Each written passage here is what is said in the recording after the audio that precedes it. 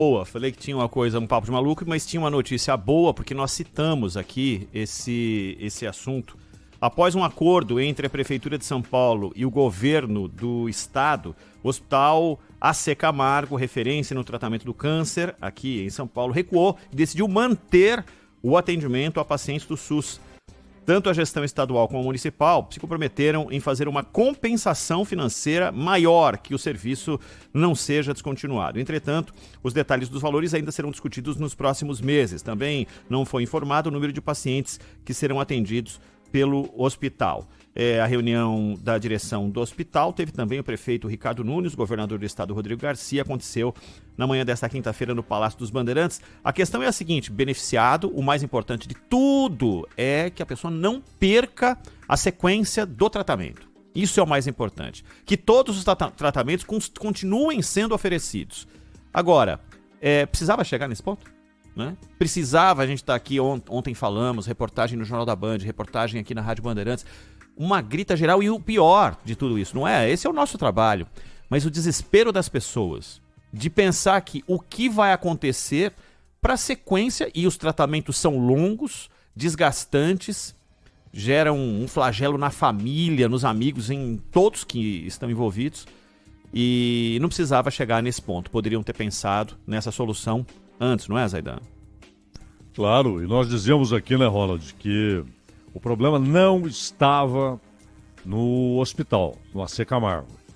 É um problema de não ter como atender a demanda. E isso chegou a esse ponto porque falta investimento em mais instalações, mais aparelhos, mais médicos. É preciso mais hospitais e uma desconcentração, porque muita gente vai ao AC Camargo de diversas partes do país. Isso acontece com o HC. O HC, ele tem uma demanda que é pesadíssima. E tem gente do país inteiro e até de países vizinhos, do Paraguai, da Bolívia, que atravessa a fronteira, vai até São Paulo para ser atendido no Hospital das Clínicas. Então, você teria de ter estruturas parecidas, espalhadas pelo país. E no caso do AC Camargo, o que iria acontecer se aquela decisão anterior fosse mantida? A demanda não iria desaparecer, é claro. Haveria isso que você falou, que é o mais dramático, que é a descontinuidade do tratamento. E aí a gente não está falando de um tratamento qualquer, mas no enfrentamento ao câncer. Né? E as pessoas teriam de buscar em outro lugar. E aí haveria uma super demanda em outro lugar, onde já há uma demanda muito alta. Imagine então um hospital de referência deixando de atender pelo SUS. Então a notícia é ótima, esse acordo é ótimo, deveria, lá no começo, assim que o problema foi apontado, diagnosticado internamente, olha, está acontecendo isso, não vamos resolver, não vamos deixar chegar ao limite. O que precisamos de mais recurso agora, se não houver investimento em mais hospitais, em outros lugares do país, mais médicos, aparelhagem, equipamento adequado para esse tipo de tratamento, o problema vai se repetir daqui a pouco tempo, porque a demanda vai continuar crescendo. Ela não vai estacionar, ela vai crescer. Então, está aí um desafio imenso, que esse ótimo sistema que é o SUS, em termos de concepção, né? A ideia do SUS é um negócio, olha, muito bom, muito bom. Imagine o que seria o Brasil, um país pobre, de gente com baixíssima renda, sem um sistema único de saúde. Imagine a tragédia que seria. Então, é preciso aperfeiçoar, e no caso não é nem aperfeiçoar a ideia, como funcionar, é ter mais recurso. Recurso bem usado. Recurso bem usado. Com mais hospitais, mais médicos, mais gente trabalhando, enfermeiros, etc. E equipamento. Senão, logo, logo o problema se repete, né, Ronald? O problema se repete. E essa é uma batalha que, em teoria, pelo menos essa batalha, né, foi ganha. Mas tem algumas batalhas que são perdidas. E uma batalha perdida foi a do Liceu Coração de Jesus, que fechou as portas só depois de 137 anos. As portas serão fechadas sim. E o motivo, a região da Cracolândia, ali em Campos Elíseos, que simplesmente está tornando inviável a vida, a sequência do trabalho do Liceu Coração de Jesus. essa derrota é absurda, né, Zaidan? Porque a gente não está lidando com o problema da Cracolândia agora, as promessas são eternas para qualquer solução, minimização, adequação, mas absolutamente nada muda naquela região. Planos, e principalmente nessa época aqui, em que tem algum tipo de disputa eleitoral, planos sempre são apresentados. Solução que é bom para aquela região de São Paulo, inexiste.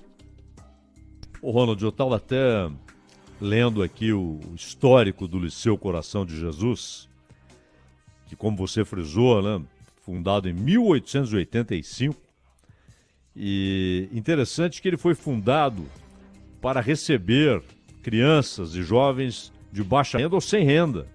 Tanto que os primeiros alunos eram filhos de escravos e também de imigrantes, né, gente que chegou ao Brasil para trabalhar, mas sem recurso para colocar o filho na escola e tal.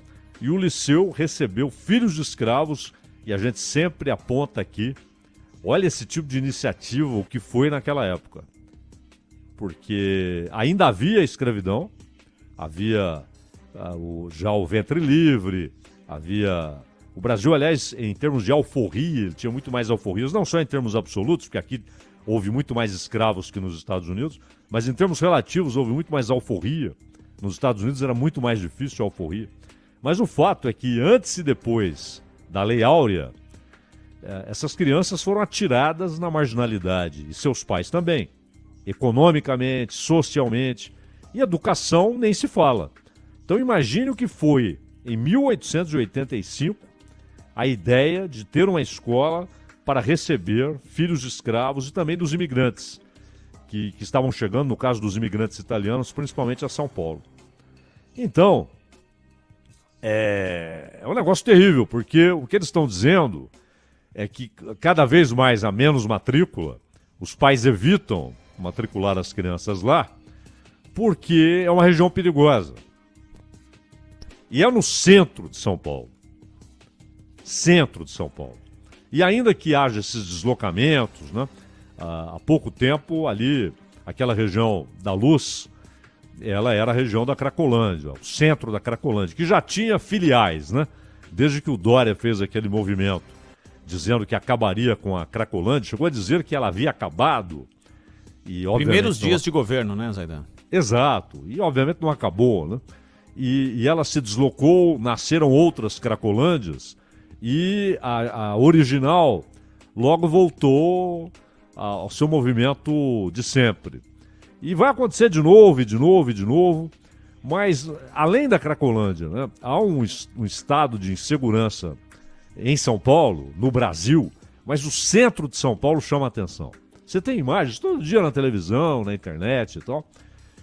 Os assaltos, eles são ali sem qualquer assombro, sem qualquer preocupação, constrangimentos. A gente sente à vontade, né? É simplesmente uma imposição da força, sabendo que não haverá qualquer consequência. E nem se houver um flagrante, um raro flagrante.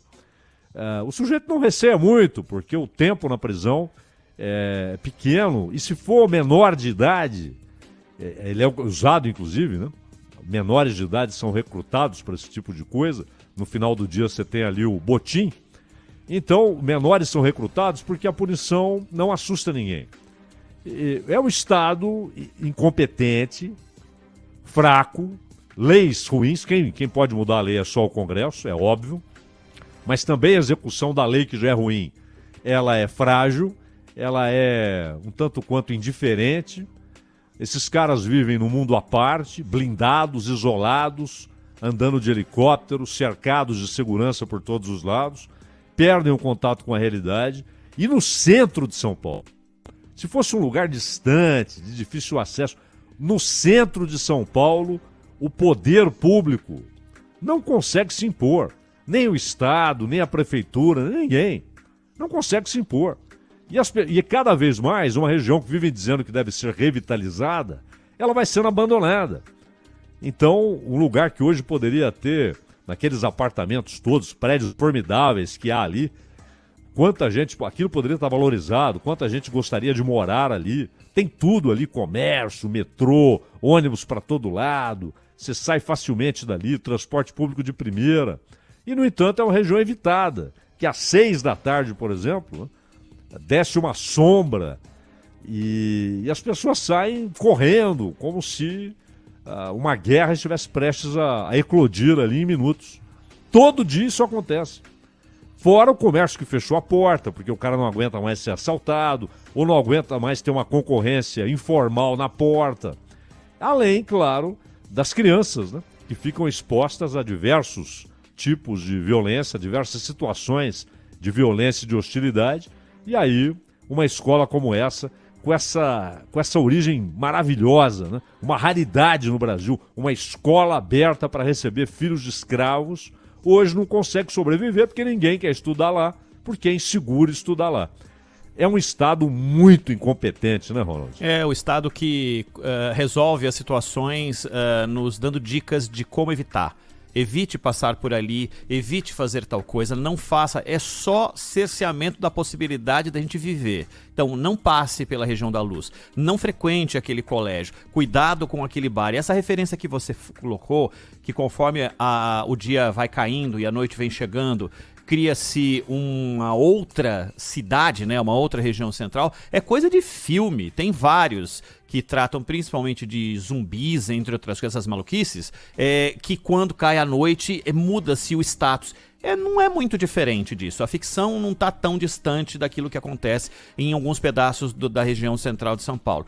É exatamente isso que acontece. Ninguém passa, se você passar, a tua chance de se dar mal é enorme. Se durante o dia já você imagina à noite, quando o poder público foge disso daí. Aliás, tem regiões da cidade que a gente, quando lidava aqui com a Rádio Trânsito e os nossos repórteres estavam espalhados andando para lá e para cá, uma certa vez um cara da CT falou: mas você tá indo lá fazer o quê? Estava passando por uma determinada região e falou: eu vou lá ver porque teve a informação de uma CT. Ele falou: não vai não.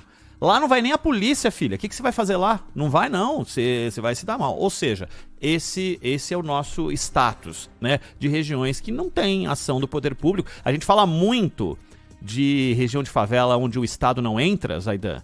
Aqui, às vezes, o Estado até entra nessas regiões. Mas fazer algo, resolver algo, ou mudar a situação para que o cidadão possa fazer uso daquele espaço público, isso não acontece, não. E o Luiz Alberto Pisani, um abraço pro Pisani, palestrino, né? Ele está dizendo que a região onde está o Liceu, ali, Luz, Bom Retiro, Santa Ifigênia, Santa Cecília, é hoje a mais violenta de São Paulo. E olha, ele diz aqui, e é verdade, muita gente nem presta queixa, né? Quando você tem roubos, muita gente nem presta queixa, já desistiu. É por isso que esses 300 mil celulares que dizem que foram roubados em um ano, olha que número, 300 mil celulares, isso daí é uma parcela. É uma parcela. Porque é isso que você falou, o cara não vai lá e não vai fazer BO disso aí. Exato, e os números são superiores ali do que no Capão Redondo e na Sé, que vem na sequência do levantamento. Aí. Que é um levantamento, como estamos dizendo aqui, com números que são conservadores, né? São números bem abaixo da realidade. Então, o Ronald, aquela história, isso expressa de maneira clara, né, concreta, a incompetência do Estado. Né? Incompetência em quem tem a mão na massa, ou seja, o Estado, que tem o poder policial, a Prefeitura, que também tem seu poder policial e de fiscalização, e o Congresso Nacional, que não muda a legislação. Né? O quadrilátero ali do prédio do Liceu é uma das coisas mais lindas que a região central de São Paulo tem, inclusive está na tela da nossa transmissão pelo YouTube e pelo Facebook, estava até agora na tela ali da nossa transmissão. E é uma pena, né? É uma peça arquitetônica importantíssima da história da nossa cidade. Agora